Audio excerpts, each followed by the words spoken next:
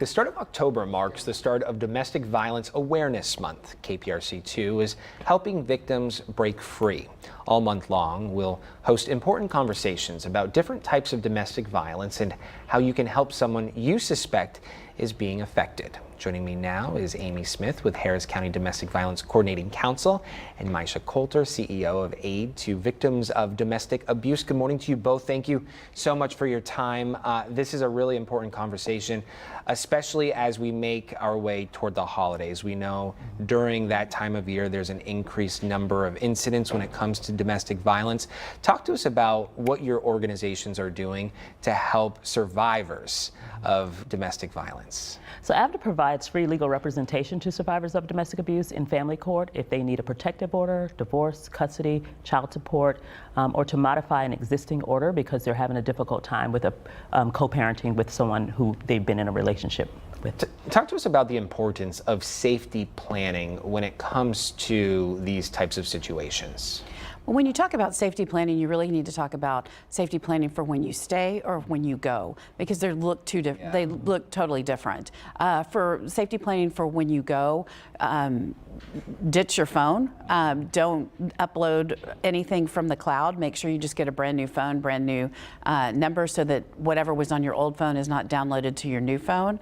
Make sure you don't do social media a lot. Make sure that you keep the social media to a minimum so people aren't going to know where you are and how to find you. And then when you go, just make sure you know what room is safe and have code words with your family and friends. You know, having been part of this initiative for quite some time since we launched it a few years ago, I've learned a lot. I learned a lot in this space and what to do and what not to do. And my takeaway was that it's not one size fits all, right? No, correct. Every situation is different to that of the next. And knowing that.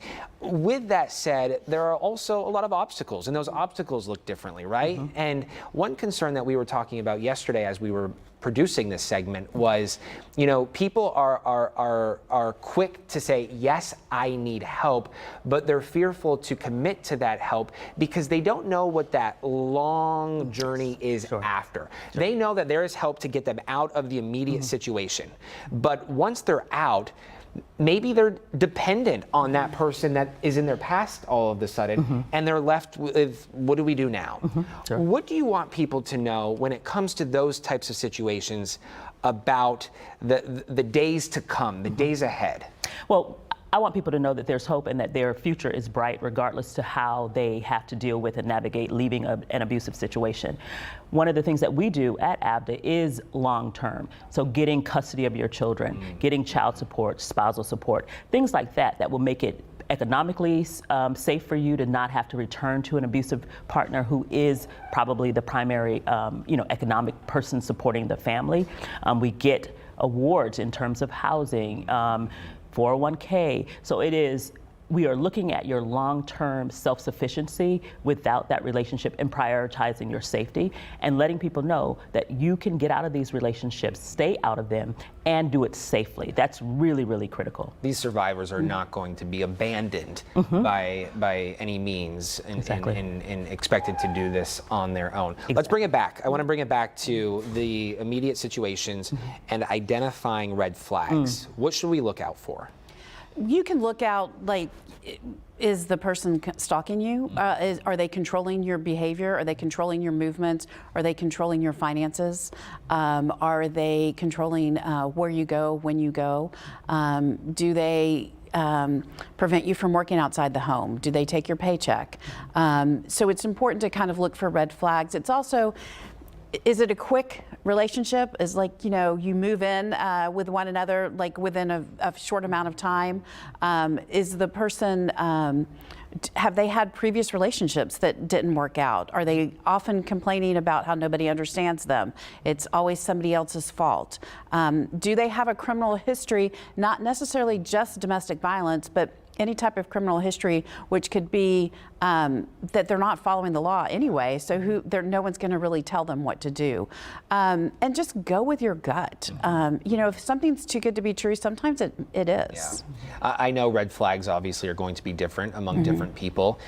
Responses will be different. Sure. What are, though, appropriate responses once identifying, hey, I think Sally Sue or Timmy Tom is going through something. I have identified these red flags. What can I do as their loved one to help them out in a safe way? Most importantly is to listen to them and to try to make sure that you don't judge their situation and circumstances, or when they refuse to leave a situation, stay around. Having someone who's supportive for the long term is really, really important for people to be able to trust them and eventually make that decision to leave.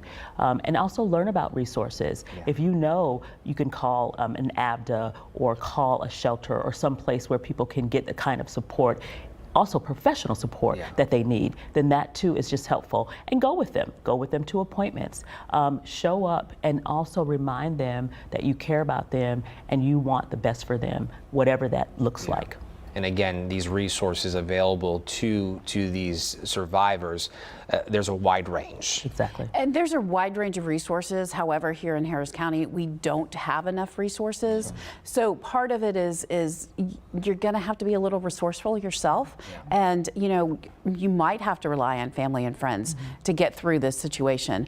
But the most important thing is to believe the person. And to support them and how you feel possible, and don't leave them. That's what's really important, is just to let them know that you're there, that you will be there, and that you're there to support them, because it's their decision on what they do, and they're the expert on themselves. So what we might think they need to do is not necessarily what they need to do. So just be there and support them on how they can do it. Yeah, domestic violence thrives when there's isolation and lack of resources. So that gives the abuser permission to continue to abuse. Exactly. Control. Absolutely. Okay, well, Amy, Maisha, thank you so much for coming in this morning. Thank you. I appreciate your time. This is just kicking the conversation off again. We're bringing Breaking Free back. We'll continue the conversation throughout the month. Again, thank you, ladies, for your time this morning. Thank you.